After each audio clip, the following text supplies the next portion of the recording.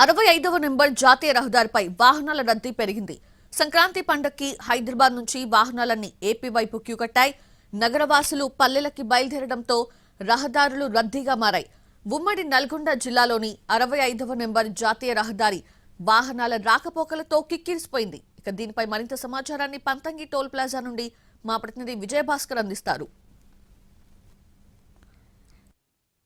65 number జాతీయ రహదారిపై సంక్రాంతి వాహనాల రద్దీ కొనసాగుతుంది. వరుసగా నాలుగో రోజు కూడా సంక్రాంతి వాహనాల రద్దీ అయితే కొనసాగుతుంది. దాదాపు ఇప్పటి వరకు కూడా 2 లక్షలకు పైగా వాహనాలు 65 నెంబర్ జాతీయ రహదారి దాటుకొని వెళ్ళినట్టు కూడా టోల్ నిర్వాహకులు అంచనా వేస్తా ఉన్నారు. వరుసగా 4వ రోజు కూడా వాహనాలు ఏపీ వైపు క్యూ కట్టడంతో రహదారులన్నీ కూడా వాహనాలతో కిటకిటలాడుతున్న పరిస్థితి కనిపిస్తుంది. ఈ రోజు భారీగా వాహనాలు ఏపీ వైపు కదులుతున్న పరిస్థితి చాలా స్పష్టంగా కనపడతా ఉంది. వాహనాల రద్దీతో మొత్తం 181 కిలోమీటర్ల మేర ఉన్న జాతీయ రహదారి అంతా కూడా వాహనాలతో కిక్కిరిసిపోయింది.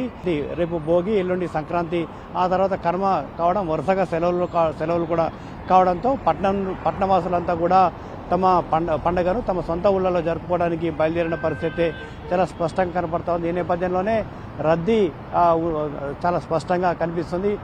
ఆ 4 వీలర్స్ చాలా వరకు జాతీయ రహదారి వెంట ప్రయాణిస్తున్న వాహనాలలో 4 వీలర్సే దాదాపుగా 95% పైగా 4 వీలర్స్ అయితే వెళ్తున్నట్లుగా మనం చెప్పుకోవచ్చు. వీరంతా కూడా పండుగను తమ సొంతూళ్ళలో జరుపుకోవడానికి వెళ్తున్నట్లుగా మనం చెప్పుకోవచ్చు. శని ఆదివారాలు విద్యా సంస్థలకు సెలవులు కూడా కావడంతో, సంక్రాంతి సెలవులు కావడంతో దాదాపుగా కుటుంబ సభ్యులతో వెళ్లే వాళ్ళంతా కూడా శనివారం ఆదివారం వెళ్ళగా, ఇక ఆఫీసుల్లో తమ సొంత ఆఫీసులో పనులు ముగించుకొని వెళ్లే వారంతా ప్రస్తుతం జాతీయ రహదారి వెంట తమ సొంత ఊళ్ళకి వెళ్తున్న పరిస్థితి కనపడతా ఉంది. ఈ నేపథ్యంలోనే రేపు ఉదయం కూడా పండుగ కాబట్టి ఈ నేపథ్యంలోనే 65 నెంబర్ జాతీయ రహదారి మొత్తం కూడా వాహనాలతో కిక్కిరిసిపోయింది. ఈ రోజు రద్దీ ఎక్కువగా ఉంటుంది అని భావించిన టోల్ నిర్వాహకులు కావచ్చు, పోలీసులు కావచ్చు, ట్రాఫిక్ జామ్ అయ్యే ప్రాంతాల్లో పూర్తిగా మోహరించారు. ఎప్పటికప్పుడు కూడా వాహనాల రాకపోకలను మానిటరింగ్ చేస్తున్న పరిస్థితి ఉంది. ఓఆర్ఆర్తో పాటు ఎల్బీనగర్తో పాటు కూకట్పల్లి నుంచి వచ్చే వాహనాల మూవ్మెంట్స్ని ఎప్పటికప్పుడు గమనిస్తూ అందుకు అనుగుణంగా జాతీయ రహదారి పైన ప్రత్యేకంగా మోహరించిన పరిస్థితి